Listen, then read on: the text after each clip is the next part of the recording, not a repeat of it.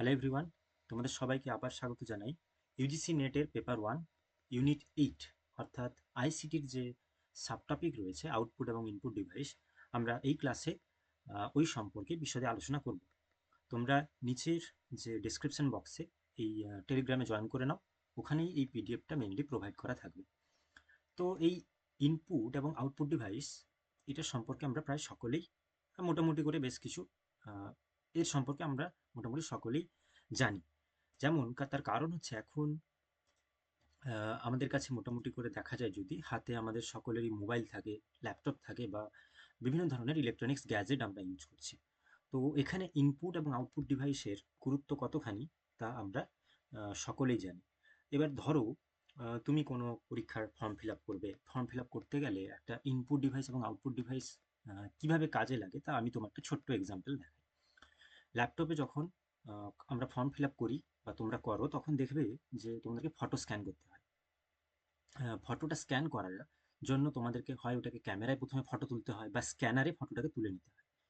তার কারণ ওই যে ডেটাটা, তোমার যে ফটোটা, ওটাকে ইনপুট করতে হয় ওটাকে, তাই তো? তোমার ভেতরে মানে ল্যাপটপে বা ডেস্কটপে ওই ফটোটাকে নেওয়ার জন্য স্ক্যানারের মাধ্যমে প্রথমে ফটোটা তুলে ওটাকে স্ক্যান করে তখন আমরা নির্দিষ্ট ফাইলে ওটাকে ইনপুট করি। তাহলে এই যে আমার কাছে যে হার্ড কপিটা রয়েছে, ওইটা থেকে ওটাকে কম্পিউটারের মাধ্যমে স্ক্যানারের মাধ্যমে যখন ট্রান্সফার করে ওটা যখন কম্পিউটারে ঢুকছে বা কম্পিউটারে আমরা নিচ্ছি, তো এইটা যে প্রসেসটা করার জন্য আমরা বিভিন্ন ডিভাইস ইউজ করে থাকি। এবার যখন ফর্ম ফিল আপের প্রসেসটা স্টার্ট হলো, আমরা ফটোটা ওটা আমরা যে জায়গায় দরকার ছিল ফটোটাকে আমরা ইনসার্ট করলাম, এবং তারপরে ফর্ম ফিল আপের পরে যে হার্ড কপিটা, ফর্ম ফিল আপের পরে যে কপিটা আমাদের কাছে হয়তো রেজিস্ট্রেশন নাম্বার বা আরও তার সাথে যে সমস্ত জিনিস বা যে সমস্ত ইম্পর্টেন্ট ইনফরমেশনগুলো অ্যাটাচ থাকে, ওগুলো আমাদেরকে প্রিন্ট করে নেওয়া দরকার। এই আবার প্রিন্টারের মাধ্যমে ওইটা আমরা আউটপুট হিসেবে পেয়ে গেলাম। তাহলে আমাদের দেওয়া ইনস্ট্রাকশন যেটা ইন করার জন্য, অর্থাৎ কম্পিউটারে ওটা দেওয়ার জন্য আমরা যে ডিভাইসগুলো ইউজ করছি, ওটা হয়ে যাচ্ছে ইনপুট ডিভাইস। আর কম্পিউটারের আমাদের অ্যাক্সেস করা জিনিস, প্রোগ্রাম করা জিনিস বা প্রসেস করা জিনিসটা যখন ল্যাপটপ থেকে বা ডেস্কটপ থেকে বা ফোন মোবাইল থেকে যখন ওটা আমরা আউটপুট পাচ্ছি, সেটা হয়ে যাচ্ছে আউটপুট।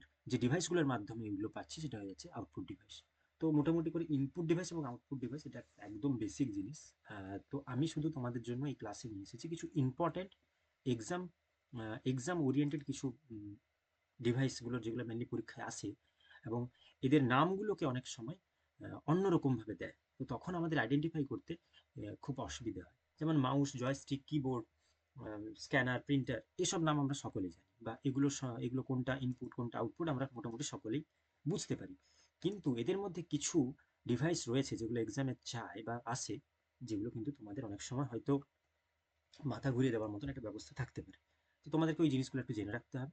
তাই মেনলি আজকের এই ক্লাস। তো দেখো, ইনপুট ডিভাইসের মধ্যে সবচেয়ে আগে যদি বলি বা সবচেয়ে ইম্পর্টেন্ট যেটা, সেটা হচ্ছে কিবোর্ড। কারণ কিবোর্ড সবচেয়ে বেশি ইউজ করা হয় কিবোর্ড, যার মাধ্যমে আমরা ডেটা সবসময় মেনলি ইনপুট দিয়ে থাকি, ডেটা ইনপুট দিয়ে থাকি। তো কিবোর্ড এক ধরনের ইনপুট ডিভাইস। এরপরে রয়েছে মাউস, তারপরে মাউস রয়েছে, এবং মাউসও মেনলি একটা input device. Okay, left left click, right click এসব থাকে মাউসে, এবং আমাদের যে নির্দিষ্ট কাজকর্মগুলো আমরা বিভিন্ন ইনস্ট্রাকশন দিয়ে থাকি এই মাউসের মাধ্যমে। নেক্সট রয়েছে জয়স্টিক। জয়স্টিকটা কি? এই জয়স্টিক হচ্ছে কি এক ধরনের, এই যে পাশে দেখো, তোমরা পরিষ্কার করে দেখতে পাবে ছবিটা। জয়স্টিক মেনলি গেমিংয়ের জন্য ব্যবহার করা হতো। ওকে, তো এটাও এক ধরনের পয়েন্টিং ডিভাইস। মেনলি গেম খেলার জন্য এটা ব্যবহার করা হয়। তো দেখো, যখন গেম খেলার সময় আমরা কোনো ইনস্ট্রাকশন তো দিচ্ছি আমাদের তরফ থেকে, যে প্লেয়ারটা এইভাবে যাক, বা আমার যে গেমিংয়ের কার্ডটা রয়েছে ওইটা এইভাবে চলুক, বা লেফট সাইড বরাবর চলুক, একটু টিল্ড হয়ে চলুক, তাই না? ওইটার জন্য মেনলি এই জয়স্টিকের মাধ্যমে আমরা ইনপুট করে থাকি। নেক্সট রয়েছে ট্র্যাক বল। ট্র্যাক বল, এইটা হচ্ছে ট্র্যাক বল। ওকে, ঠিক অনেকটা মাউসের মতো, বাট এটা মেনলি এই যে কার্সার রয়েছে উপরে, এই কার্সারের উপরে আমরা আঙুল দিয়ে মেনলি ইনস্ট্রাকশনটা দিয়ে থাকি। এরপরে রয়েছে টাচপ্যাড। টাচপ্যাডও এক ধরনের টাচপ্যাডও হলো এরকম এক ধরনের একটা ইনপুট ডিভাইস। আমরা ল্যাপটপের এই টাচপ্যাডটা অনেক সময় দেখে থাকি। ল্যাপটপের যেখানে মেনলি আমাদের সাথে যদি মাউস না থাকে তাহলে আমরা এই টাচপ্যাডে টাচ করেই অনেক সময় ইনস্ট্রাকশন দিয়ে থাকি। তো এই টাচপ্যাড বা ট্র্যাকপ্যাড এটাও এক ধরনের ইনপুট সিস্টেম। নেক্সট রয়েছে ডিজিটালাইজার বা লাইট পেন। তো আমি যেটা তোমাদেরকে বলছিলাম যে এক্সামে কিন্তু এই ডিজিটালাইজার অনেকবার এসেছে ডিজিটালাইজার, তো তখন আমাদেরকে আইডেন্টিফাই করতে অসুবিধা হয় যে ডিজিটালাইজার জিনিসটা কি। তো এটাও পেন শেপড একটা পয়েন্টিং ডিভাইস, যেটা মেনলি ড্রর জন্য বা কম্পিউটার স্ক্রিনে ইনস্ট্রাকশন দেওয়ার জন্য ইউজ করা হয়। তো এই ট্র্যাক প্যাড যেটা দেখতে পাচ্ছ, এই ট্র্যাক প্যাড এটা তো আলাদা করে এগুলো কিনতে পাওয়া যায় বা কেনা যায়, এবং এই ট্র্যাকপ্যাডের ওপরে লেখার জন্য এই সাধারণত ডিজিটালাইজার বা লাইট পেন ইউজ করা হয়ে থাকে। স্ক্যানার, স্ক্যানার যে কোনো প্রিন্টেড ডকুমেন্টস আমরা ছবি প্রিন্ট করার জন্য বা ছবিগুলোকে ডিজিটালাইজড ফর্মে নেওয়ার জন্য মেনলি স্ক্যানার ইউজ করে থাকে।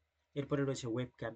একই রকমভাবে দেখো ওয়েব ক্যামের মাধ্যমে ওটা কি হচ্ছে যে আমাদের যে ফেস বা আমরা যা দেখাতে চাইছি, যে ধরো আমাদের কোনো টিচিংয়ের ক্লাস বা স্বাভাবিকভাবে ওয়েব ক্যামের মাধ্যমে আমরা যখন কোনো ভিডিও কল করে থাকি, তো এই আমাদের ডেটাটা মেনলি এখানে ইনপুট হচ্ছে ওয়েব ক্যামের মাধ্যমে।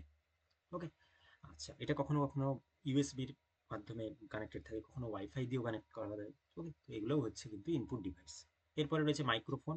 মাইক্রোফোনের মাধ্যমে সিগন্যাল বা অডিও যেটা, এটা মেনলি ডিজিটাল সিগন্যালে কনভার্ট করা হয়।